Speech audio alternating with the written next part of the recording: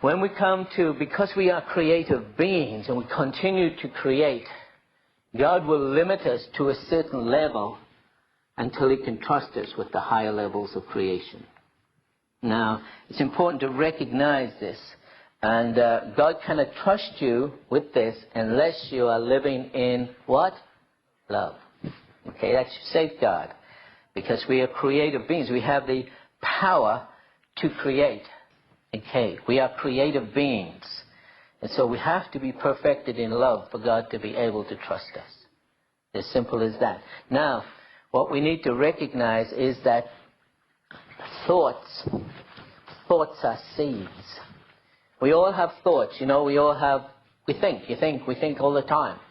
But thoughts are seeds. They have a life in them, and they will reproduce. Your thoughts will produce. Now, in the natural, you take a seed off one of the trees out here, or an apple tree, a pear tree, or whatever, and you take one of the seeds.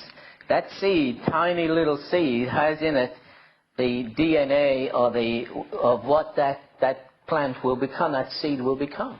It's all in there, the plan, the pattern. Once it falls to the ground or is planted, it will grow according to the pattern, according to the seed, and eventually it will become a tree and produce. Now, I want to talk to you today about one of the kingdom law of reproduction. This is one of the most important laws in the kingdom. It is irrevocably decreed in heaven, even before the foundations of the world. It is one of the most important laws of the kingdom, which you and I need to understand. And this law basically states that all things reproduce after their own kind. All things reproduce, all seeds, all things reproduce after their own kind. In Genesis chapter 1 and verse 12 it says, the earth brought forth grass and herbs yielding seed after his kind, and the tree yielding fruit whose seed was in itself after his kind. And God saw that it was good. Okay? It is a law of the kingdom, an important law.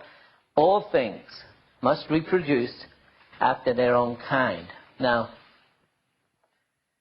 this law affects our lives continually. It shapes our future. It determines your present.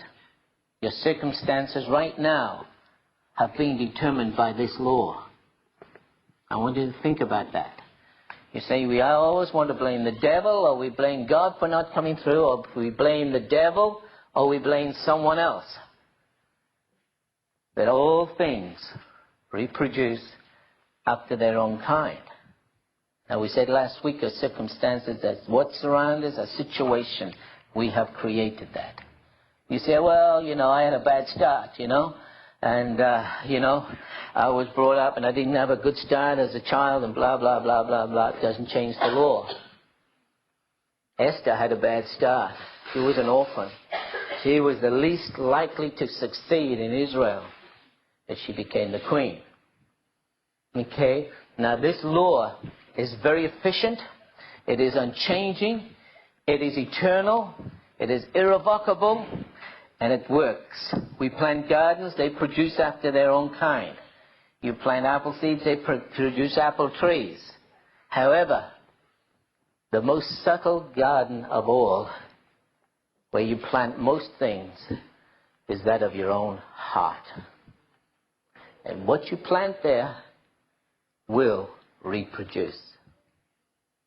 Because of this law, now listen to me, because of this law, we must live every moment as we desire the future to be.